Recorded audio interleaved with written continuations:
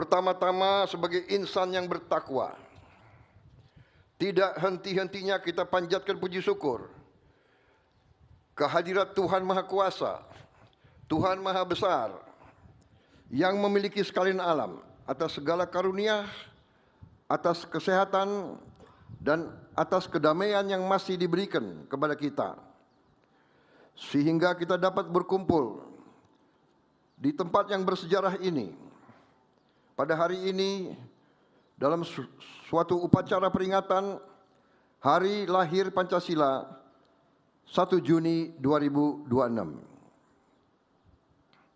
Hari ini kita peringati 81 tahun hari lahirnya Pancasila. 81 tahun yang lalu, Bung Karno berdiri di hadapan sidang Badan Penyelidik Usaha-Usaha Persiapan Kemerdekaan Indonesia dan menyampaikan gagasan besar yang kemudian menjadi dasar falsafah negara Republik Indonesia. Pancasila lahir bukan dari ruang kosong. Pancasila lahir dari sejarah, pengalaman, budaya, dan cita-cita bangsa Indonesia sendiri. Pancasila adalah sebuah konsensus agung, suatu kesepakatan kebangsaan yang memungkinkan bangsa kita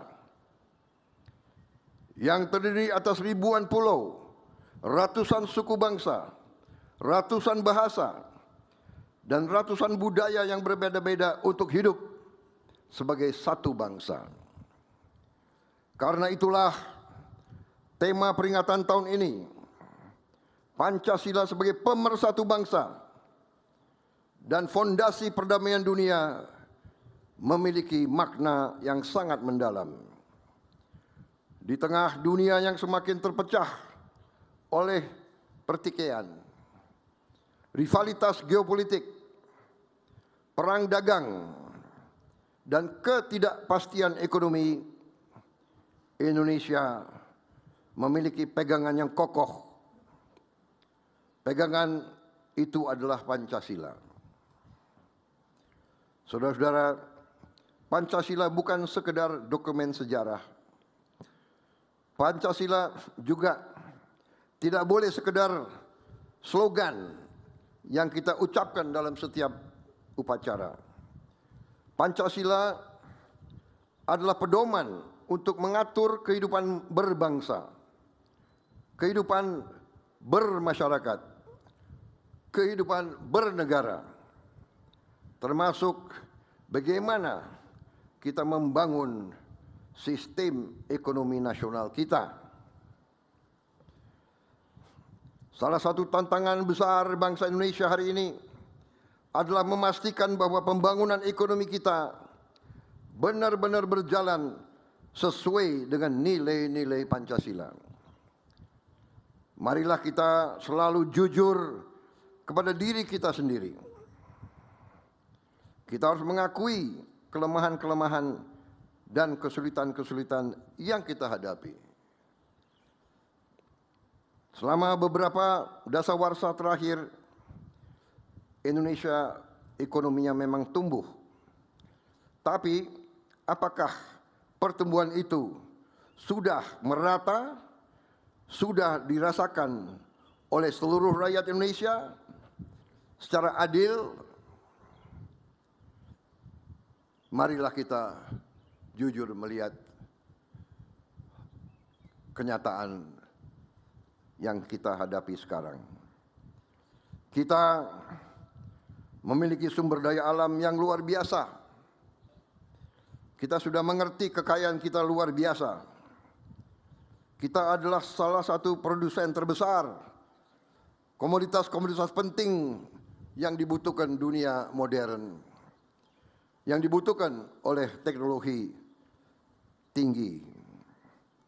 Kita salah satu produsen terbesar mineral-mineral penting, tembaga, timah, emas, logam tanah jarang. Kita produsen kelapa sawit, batu bara, nikel, komoditas pertanian lainnya yang sangat penting.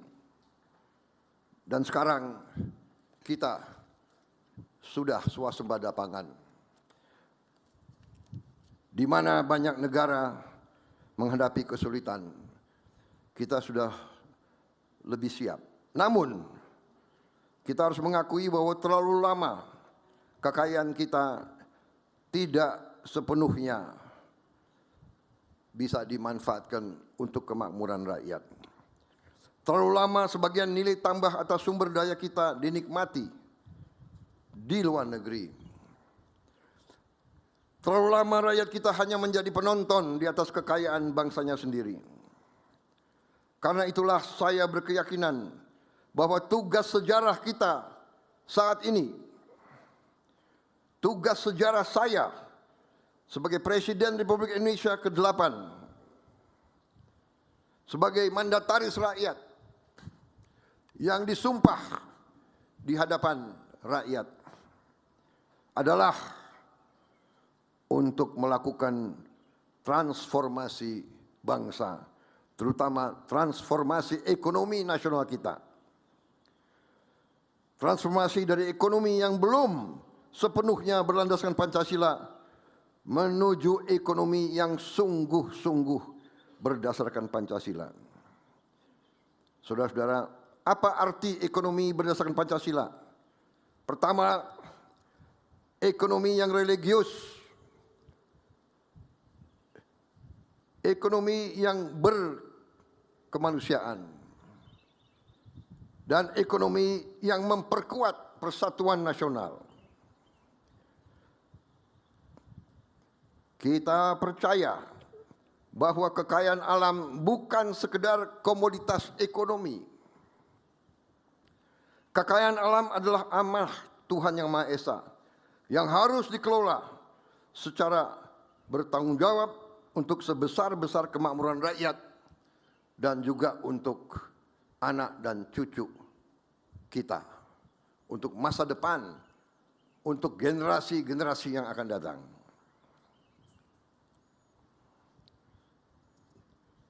Pembangunan ekonomi tidak boleh hanya menghasilkan angka-angka statistik.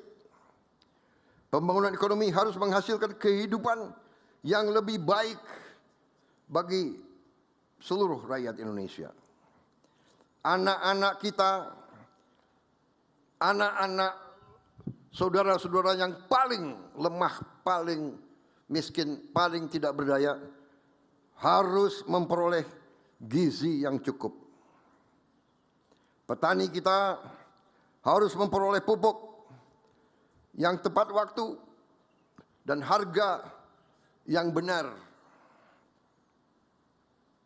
Nelayan kita harus memperoleh akses pasar yang adil dan harus dibantu dan harus diberdayakan. Para nelayan kita adalah produsen protein yang sangat penting agar rakyat kita bisa jadi rakyat yang kuat. Pekerja-pekerja kita harus memperoleh kesempatan penghidupan dan penghasilan yang layak.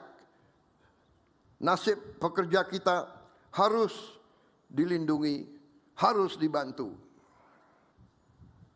Ketiga, ekonomi kita harus berpihak kepada kepentingan nasional dan kepentingan rakyat. Ekonomi kita tidak boleh hanya menguntungkan segelintir orang saja. Sudah terlalu lama harga berbagai kekayaan alam kita ditentukan oleh pihak lain, ditentukan di negara lain. Sudah terlalu lama sebagian keuntungan dari sumber daya alam mengalir ke luar negeri dan tidak tinggal di ibu pertiwi. Karena itu, pemerintah menentukan ekspor sumber daya alam satu pintu. Kita juga harus melakukan investasi besar di bidang industrialisasi berdasarkan hilirisasi. Kita harus memperkuat pengelolaan devisa hasil ekspor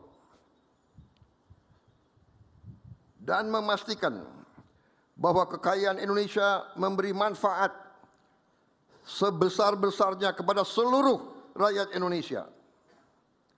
Keempat, ekonomi Pancasila adalah ekonomi yang egaliter, ekonomi yang kerakyatan,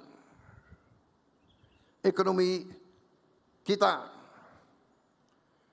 berdasarkan rancang bangun cetak biru yang dibuat oleh pendiri-pendiri bangsa kita,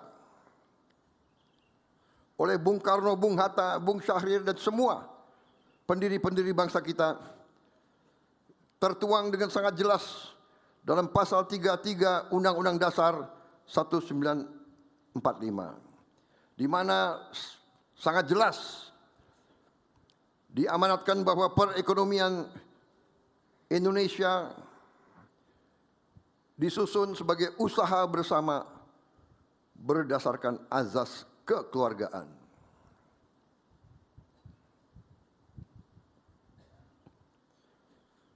Karena itu,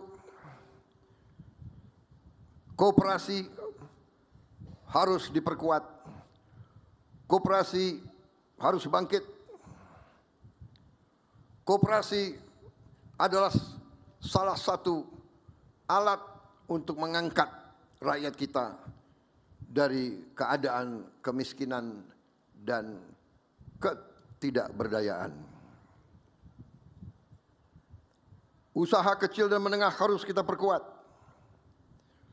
Dan desa harus menjadi pusat pertumbuhan ekonomi baru. Saudara-saudara, karena itu rakyat harus menjadi pelaku utama dari pembangunan, bukan sekedar objek pembangunan, apalagi hanya menjadi alat pembangunan. Kelima, ekonomi kita adalah ekonomi yang berkeadilan sosial. Inilah tujuan dari seluruh perjuangan kita. Pertumbuhan ekonomi harus disertai pemerataan. Kemajuan harus dirasakan oleh seluruh rakyat Indonesia. Saudara-saudara, atas dasar itulah pemerintah saat ini melakukan berbagai langkah transformasi. Kita tidak hanya mau bicara pembangunan. Kita sekarang punya cita-cita yang lebih berani. Kita sedang dan akan menjalankan terus strategi transformasi bangsa. Strategi kita sejatinya adalah transformasi menjadi haluan yang sejalan dengan Pancasila. Kita memperkuat hilirisasi sumber daya alam. Kita membangun ketahanan pangan nasional. Kita memperkuat koperasi dan ekonomi desa. Kita terus memberi makan bergizi gratis untuk membangun generasi Indonesia yang sehat dan unggul dan cerdas. Kita memperkuat pendidikan, kesehatan, dan pembangunan manusia. Kita memperbaiki tata kelola agar kekayaan bangsa tidak terus bocor dan tidak terus mengalir ke luar negeri. Saudara-saudara, suatu transformasi, suatu perubahan yang besar tidak mudah. Kita akan menghadapi rintangan, kita akan menghadapi tantangan. Mungkin juga kita akan menghadapi perlawanan dari kelompok-kelompok yang suka dengan korupsi, suka dengan penyeludupan, suka dengan tindakan-tindakan ekonomi yang ilegal. Kita akan mungkin menghadapi perlawanan dari mereka-mereka yang tidak cinta tanah air, bahkan berusaha terus untuk memperlemah NKRI. Tapi bangsa yang besar harus berani. Kita harus berani ambil keputusan yang benar, walaupun sulit. Kita harus berani membela rakyat kita. Kita tidak boleh mewariskan kemudahan jangka pendek. tapi mengorbankan masa depan anak-anak dan cucu-cucu kita. Tidak ada negara yang merdeka tanpa kemakmuran. Kita tidak mau jadi bangsa yang tergantung oleh bangsa lain. Karena sesungguhnya tidak ada bangsa lain yang akan kasihan sama kita. Kalau kita dalam kesulitan, kalau rakyat kita lapar, kalau rakyat kita dalam kesulitan, tidak ada bangsa lain, kekuatan lain yang akan kasihan atau membantu kita. Sebagaimana pendiri bangsa kita, sebagaimana proklamator kita, Bung Karno pernah menganjurkan kepada kita, kita harus berani berdiri di atas kaki kita sendiri. Itu adalah intisari daripada negara yang berdaulat. Saudara-saudara, Pancasila telah mempersatukan bangsa Indonesia selama 81 tahun. Banyak pihak, banyak negara yang mengatakan Indonesia tidak bisa utuh, Indonesia tidak bisa bertahan. Karena terlalu banyak perbedaan, terlalu banyak suku bangsa, terlalu banyak bahasa daerah, terlalu banyak adat yang berbeda. Tapi kita buktikan hari ini, kita masih menjadi bangsa yang utuh, bangsa yang bersatu. Dan saya yakin ketika kita menjalankan Pancasila secara sungguh-sungguh di bidang politik, di bidang hukum, di bidang sosial, di bidang budaya, dan terutama di bidang ekonomi, saya yakin Indonesia tidak hanya akan menjadi negara maju dan makmur, Indonesia akan menjadi bangsa yang dihormati oleh bangsa-bangsa lain karena rakyatnya sejahtera. Bangsa yang kuat karena persatuannya, bangsa yang makmur karena keadilannya, bangsa yang besar karena kemanusiaannya, bangsa yang mampu menjadi kekuatan bagi perdamaian dunia, bangsa yang tidak minta-minta bantuan, bangsa yang mampu membantu bangsa-bangsa lain. Mari kita jaga Pancasila. Mari kita amalkan Pancasila. Mari kita wujudkan Indonesia yang adil, makmur, berdaulat, dan bermartabat. Terima kasih. Wassalamualaikum warahmatullahi wabarakatuh. Salam sejahtera bagi kita sekalian. Shalom, salve, Om, Santi, Santi, Santi Om. Namo Buddhaya, salam kebajikan, salam Pancasila. Merdeka! Merdeka! Merdeka!